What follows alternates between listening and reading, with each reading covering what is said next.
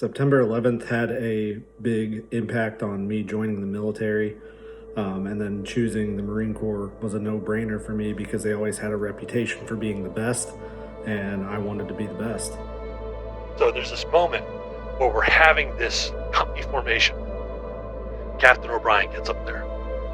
Captain O'Brien is, he talks to us, we fall out, we do the skull circle thing, you got 100, 150, 160 guys, all the platoons of the company there, and I'm holding the guide on because that was my thing. I hold the little flag. And, Captain O'Brien was talking. He was like, I forget the exact words, but the gist of it was that the Marines, like our guys, were artists, and we need to perfect our craft because it's artistry and it's a skill set. Like you're an athlete, or you're a painter, or you're a musician, you're an artist.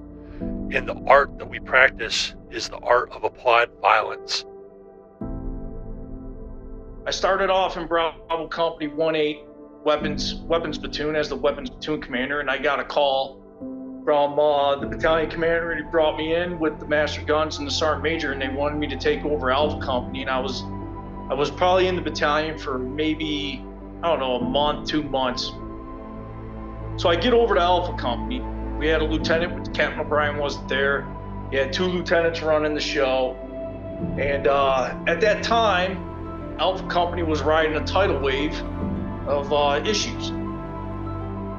That first week in the fleet really made me realize what I've done when I joined the fleet. Because we had a lot of Fallujah vets still there and a lot of Ramadi vets. So it was a weird time. So it was a good time.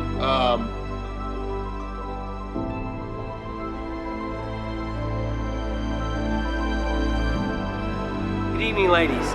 I'm Lieutenant Colonel Kevin Trimble, the CO of 1-8. And as you know, we're just past halfway in this deployment.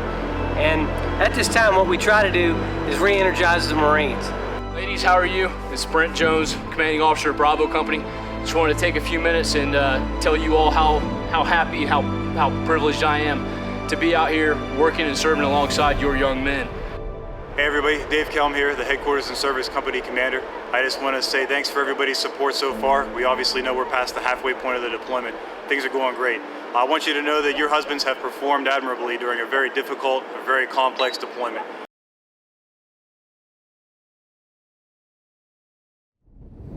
Hello, Captain Dan O'Brien. I'm the CO of Alpha Company, 1st Battalion, 8th Marines, and I just want to take a minute to thank you for all the support you've been giving us up here, hanging out in this beautiful hunk of the Northern Helmand River Valley we call Gachaki, you see behind me.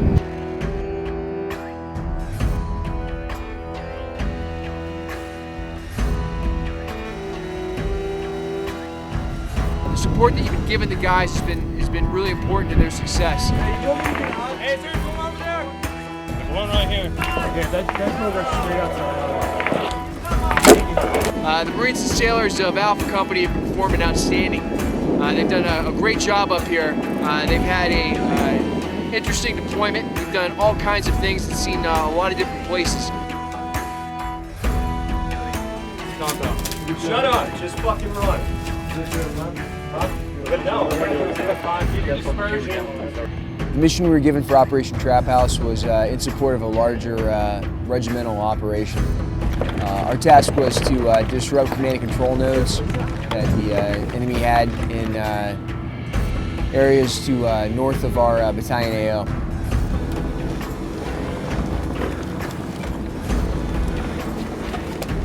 So the idea is that we go out there in the enemy's rear area and we disrupt. We go in there, shoot some things up, clear some things out. Hey, come in after me. Come on. It scares them pretty good. They don't like squad of Marines getting within a few meters of them.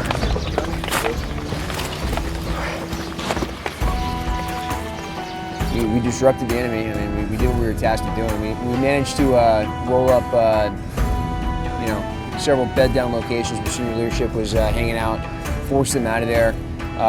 We took I don't know, several dozen fighters off the table. So that was good. And just all in all, I mean, basically the intent was to keep up a relentless pressure on the enemy between the large force that was to our north as the main effort, and then us going around and just constantly swatting at them so that they could never get a moment's rest.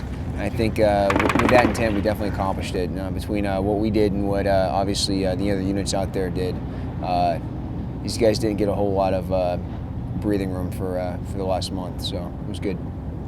Everything from night helo raids out in the poppy fields to the north to operations out to the west, and day-to-day security patrols and working with the local nationals, the Afghans that live around us here in Kajaki. Somebody check that room. Okay, just make sure these guys are not exposing more than their eyes and fucking tops of their heads. Doing it to PK. Just like this. No, honestly, unless you can totally convince them to make sure they stay lower than the roof. مرة قبل استرجي داسي أونسة وخلاص كده نيتا مخا مخبرة فقط أول شيء بسترجي على خلاصك. Yeah, hey, just want to make sure you're tracking on the situation before we shoot this. You heard me? Yeah. There's definitely 4 to 5 military-age males going back and forth between this compound and a tree line with poles break.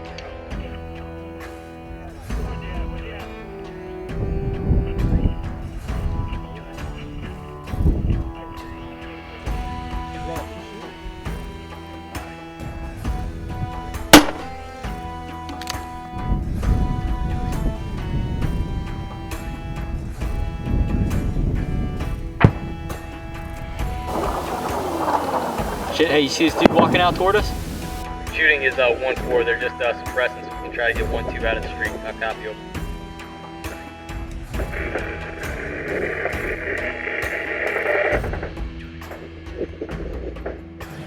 This is 1 Bravo. Send it for 1-2. Roger, we've cut off fires from 14-13, but we can support you anywhere from directly east in the field southeast of that compound. I'll copy. Roger, solid. Yeah, if you can, just keep me updated on any movement around that area. I copy. Gonzo.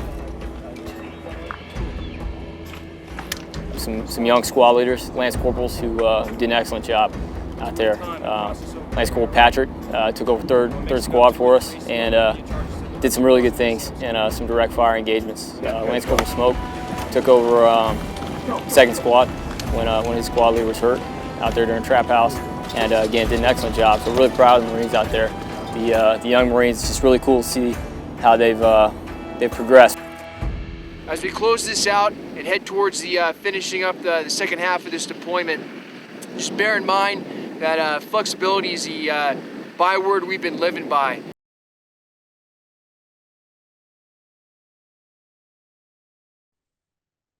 That's where I learned. That's where I met Ray for the first time. He was when I set up my rack, he was next to me. I mean, the first time I met him, he flipped me off, called me a little bitch. That was his fucking first time talking to me.